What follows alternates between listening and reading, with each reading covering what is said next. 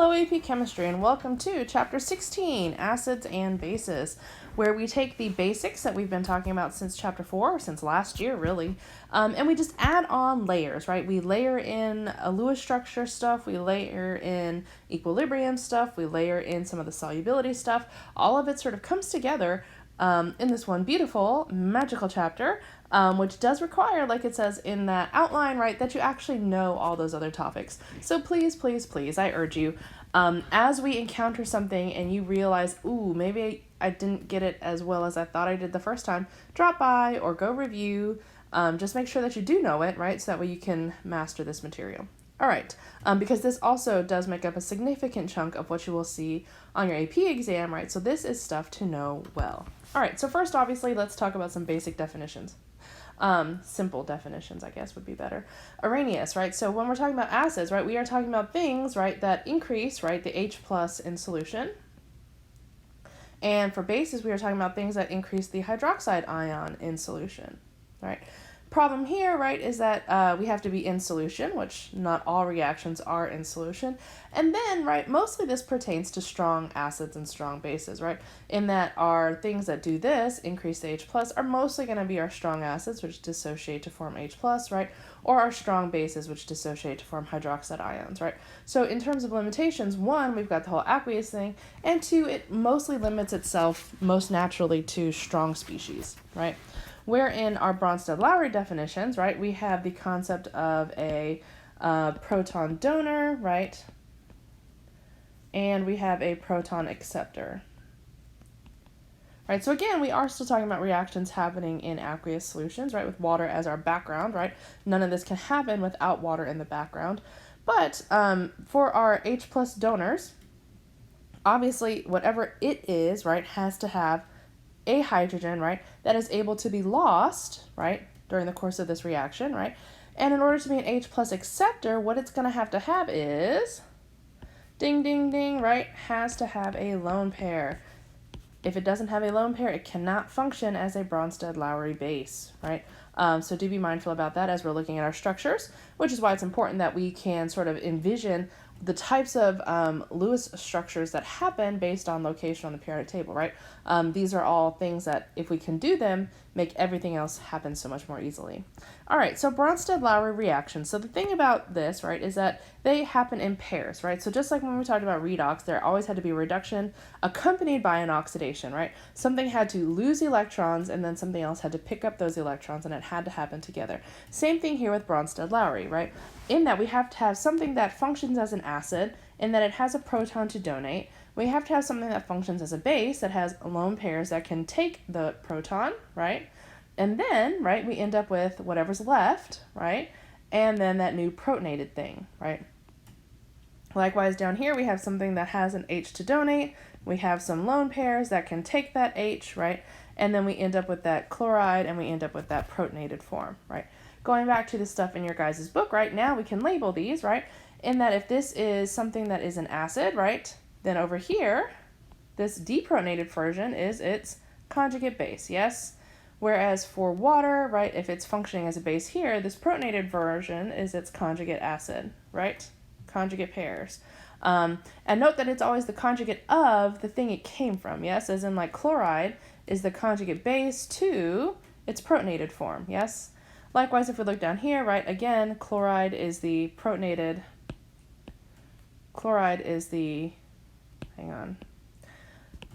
the deprotonated version of our acid, right? So this is our conjugate base to our acid, right? And then if we look here, right, this is the protonated form, so this is the conjugate acid to our base, yes? Proton donor, proton acceptor. All right, and then if we look over here, this is asking us to write the formula of the conjugate acid to each of the following, right? And if we think about what it means to be the conjugate acid, what does that mean? Right, the conjugate acid is simply the protonated form of it. Yes, protonated form. And protons are H pluses. So if I add an H plus to that, I'm going to get H2SO3, and my charge is going to change to neutral, right? If I have an F and I add it, or an F minus and I add an H to it, neutral, right? HPO4, 2 minus, because I added an H change the charge by +1, right? If I have to do that and add an H there, now if I have HCO, now it's going to be plus because I've added a proton to something that was neutral. Yes? All right. When lithium oxide is dissolved in water, the solution turns basic from the reaction of this, right? So obviously our solubility rules tell us that will dissolve, right? And then we have our O2 minus plus water is going to give us what, right? Well, we got to look at our options, right? So O doesn't have a proton, right? So it cannot donate a proton, not an option. So it must take a proton, right? Which means we're going to end up with OH minus, right? And if we take a proton from water, we get OH minus. Correct. All right. Which means that if this, we'll just link it, doesn't matter which hydroxide you link it to, right? So if this is going to be our proton acceptor, right, then this is going to be our base, right? And if this is going to be our proton donor, then this is going to be our acid. Yes, does that make sense? And if these are the ones that are going to be linked, right, then this is going to be my conjugate acid, right? And then likewise, this, right, would be the conjugate base of this. Yes, does that make sense? All right. Last up, nope, almost last. Understanding conjugate pairs. So we're going to talk more about this diagram later, maybe not this exact diagram, but the concept later, right? In that, if something is a strong acid, remember you've memorized these, right? If something is a strong acid, right, what's important to note, right, is that it has negligible basicity. Its conjugate base has negligible basicity, right? And if we think about just like dissecting the language here, right, negligible means, right, zero, none, not really something that contributes, right? So negligible means no basicity, meaning that chloride ion has no tendency to act as a base, where base means no tendency to accept protons, right? That's what we were saying. Okay, so no tendency to accept protons, that's what negligible basicity means, right? Whereas down here, these things that have negligible acidity, right, means that they have no tendency to donate protons, yes? Right? No tendency to donate protons, despite having protons, yes? All right, and then if we think about what that means, right, that goes back to what we already talked about when we talked about K values a little bit, right? So we understand that this strong acid, right, dissociates completely, right, or in this case, we're going to write the reaction with water, right? So we're going to end up with this, right, and this, right? Now, if we understand that HCl ionizes 100%, right, meaning that when we talk about what species are in solution, we'd say that there are 0 HCl molecules because they all dissociated, right? That means that this has a K value approaching infinity. Yes, does that make sense, right? If it all dissociates, right, and K is essentially products over reactants, right, there's no reactant. This is approaching infinity, right? Meaning this reaction only has a tendency to go forward and does not have a tendency to go backward, meaning chloride has no tendency to abstract a proton from H3O plus and go backwards. Negligible basicity, okay? Now, if we go down here, this, right, like your book talks about and like we've talked about before, right, we would be better served writing those double-headed arrows, right, and then this would be H3O plus CH3COO minus, okay, which has a K value of approximately 10 to the negative 5, right, meaning that it does not tend to go forward significantly, yes? It does not tend to go forward significantly, right? Which means there's still enough of this left over that when we write a net ionic, we actually go ahead and write it stuck together because that is still the dominant species in solution. Yes, does that make sense? All right, so let's go ahead and tie together that statement from your book. So it says that equilibrium favors the transfer of a proton from the stronger acid to the stronger base, right, to form the weaker acid and the weaker base, right? So let's go ahead and as an exercise, let's go ahead and label all these species, right? So HCl is clearly our acid, right, which means that in this respect, water is our base, right?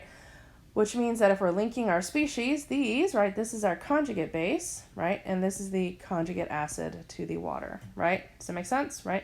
And so we're going to transfer the proton from the stronger acid to the stronger base to form the weaker acid and the weaker base, right? So the stronger acid, so if we look at my two acid options, right, this is an acid and this is an acid, right? Which of these is the stronger acid? Right. The HCl is my stronger acid, right? And if we look at my bases, right, between H2O and Cl minus, right, my stronger base is going to be my H2O. Yes, does that make sense, right? As in the stronger acid will give up the proton, the stronger base will accept the proton, right? Which means that these over here are our weaker species, yes?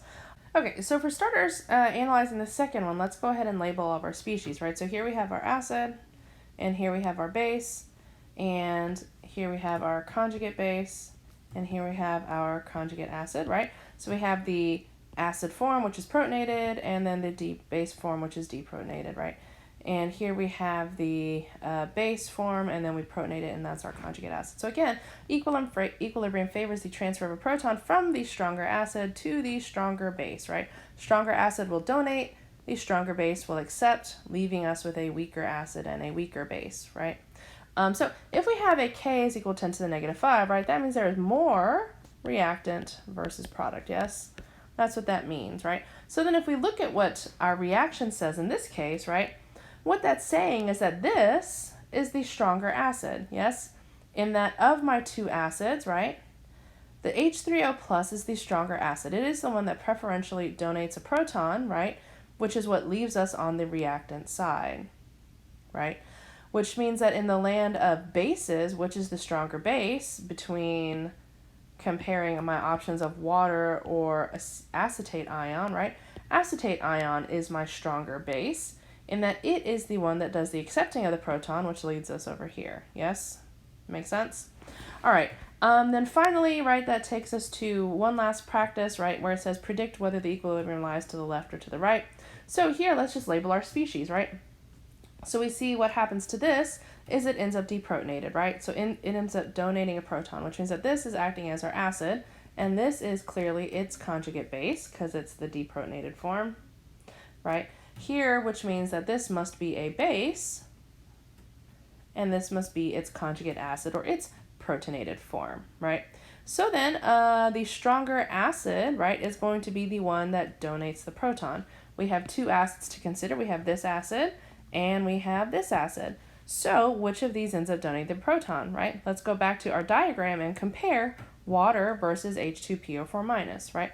So there's no assumption that you've memorized this, right? But water versus H2PO4 minus, here's water and H2PO4 minus, right? H2PO4 minus is the stronger acid, right? If H2PO4 minus is the stronger acid, right, that means equilibrium lies in that direction, yes? Because that's going to be the species that does the donating of the proton, yes? Does that make sense? All right.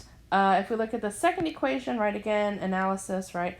So we have this species and then we have that species. So what happens to it is that it donates a proton, right? So here we have an acid and here we have its conjugate base and here we have a base and here we have its conjugate acid. So again, so we're just going to start by identifying the acids. So we have ammonium and we have water. So we'll go back to that diagram and we'll compare water and ammonium. So we have water and ammonium, wherever ammonium is.